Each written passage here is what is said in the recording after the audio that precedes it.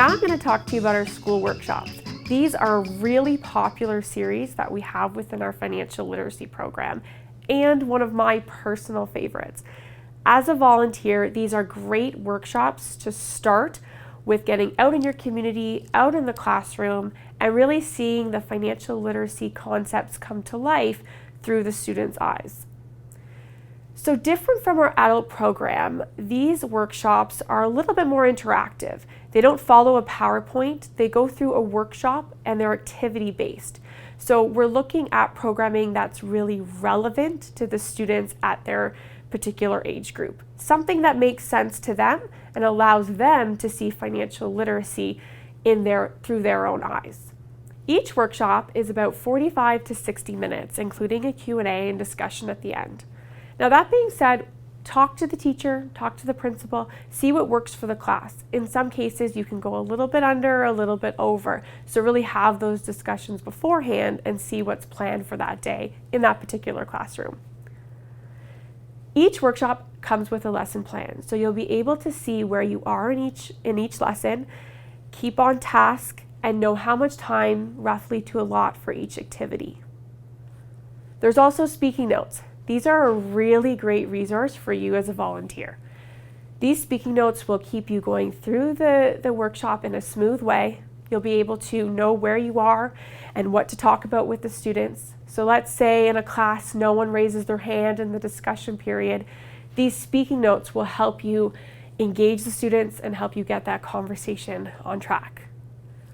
The Facilitator's Guide is a great resource as well for you as a volunteer. This will help you to get general tips on how to present the material, as well as preparation tips for before your presentation and what to do to wrap up after. And each workshop comes with unique learning materials, whether that be case studies, goal-setting worksheets, party cards, anything that you need to really bring the financial literacy workshop to life is all there for you. So one of the workshops I want to talk about is one of my favorite, the budgeting and expenses. And here the students have to work through what we call the party game to plan the best party for their class. Students are given different cards of needs and wants, all aspects of a party, and they have to discuss amongst themselves what's a need and what's a want. Now, you as a volunteer, walk around during the activity and you can listen to what some students think are a need, others think are a want. And it's a really great learning opportunity for them to see the different perspectives and the different costs of planning this party, but also will help you in the discussion at the very end. So students are given $1,000. They have to plan this party. Now, they're given rewards if they stay under budget and given consequences if they go over budget. But that doesn't come out to the very end, which is a really great opportunity for you to hone in on that messaging that it's really important to stay on or under budget in really anything that we do, not just a party. So it translates to their own life as well. We test all of our financial literacy programming here at CPA Canada. Even our financial literacy team had a try with the party game. I think we should get a fog machine. A fog machine? I think you might be over. You need a bad chance card. Malchance. Votre chien a mangé des décorations. I told you so. Now let's talk about the different age groups that we target with our school programming. Grade 4s and 5s, this is when they first start learning about financial literacy. Grade 7s and 8s, this is the transition into high school. And grade 10s and 11s, and this is when they really have to start thinking about the future and their financial literacy choices. Our grade 4 and 5 workshops really teach students the basics. What's a need and what's a want. We also have a bartering activity that's part of these workshops. And here the students are given items and tasks, and they have to barter between each other. And they get to see for themselves why we have value on items and why we have money. The savings and bank accounts workshop, that is their first introduction to what is savings, what is a bank account, and really goes back to those basic concepts. The pet shop is a great workshop as it teaches students the responsibility and costs of owning a pet. And the interesting thing about this workshop is that it takes the actual kid out of the workshop. So they don't go home saying, "Mom and Dad, I learned how to have a dog today." It really allows them to see what the responsibilities are of owning a dog based on a student that we've created that has to be matched up to the particular pet that makes sense for the lifestyle of that student. The important thing about the pet shop is to really teach the responsibility that comes along with owning a pet as well as the costs. The grade 7 and 8 workshops really teach students at a point where they're looking to transition into high school. So one of the workshops we have in this series is the Susie Spender case study. So what they have to do is go through the activity and look at Susie's decisions and her actions throughout the day and what she spent money on. And they work through the case study to see where she could have done things differently and where she could have saved on costs.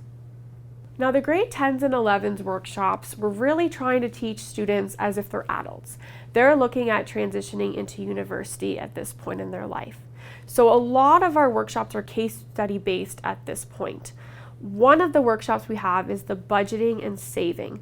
So through this workshop, the students have to look at E&I Independent. And E&I Independent is creating a budget for going away to school. And it's really interesting in this workshop to see how many students at the beginning of the workshop raise their hand and say they have a plan, they want to go away to school, they know what everything's going to cost. And then when we go through the case study with them, they change their tune a little bit as they see what things do really cost. So it's a great eye-opener for any student at this age group. And it's great as a volunteer to really see those financial literacy concepts come to life through the students in the classroom.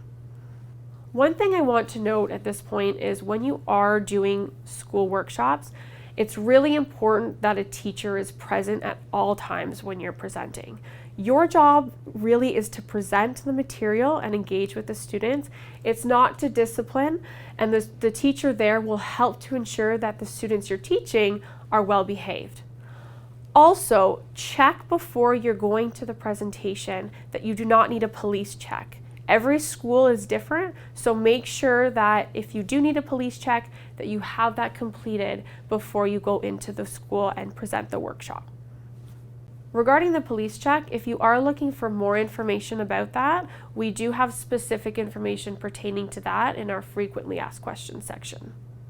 We also have a session for post-secondary students, and this is targeted towards students who are in their second year of college or university. It's called Own Your Financial Future, Managing Debt and Making Credit Work for You. This session goes over the concepts of debt and credit. At this point, students will likely have had some familiarity with owing money, whether it be a student loan, and they'll also be looking at credit cards, as we know that first week of university or college, there are credit card applications that students are presented with. This is different than our adult programming. It's a very fast-paced session. So there's 40 slides that go through a lot of different information that these students need at this point in their life. There's a lot of graphics, so it keeps the students engaged. And we know that their attention span is different at this age group. So this session really allows for that and compensates for them to really get the information they want in a way that they're used to being presented to. The great thing about the Take a Situational Selfie activity within this session is that it allows the students to engage in the material in a personal way that's unique to them. It also takes the pressure off of you as a volunteer and allows them to look at what the financial literacy concepts are that you're teaching. As a volunteer, it's great to encourage the students to keep their Take a Situational Selfie. That way they can look back and see how far they've come. So take a look at the school materials and see if it interests you. I always say the school workshops are a great place to start. The energy you get from the classroom will really give you that energy to continue volunteering. But you don't have to stop there. We have other videos on some of our other sessions, including adults and small business. So feel free to take a look at those as well.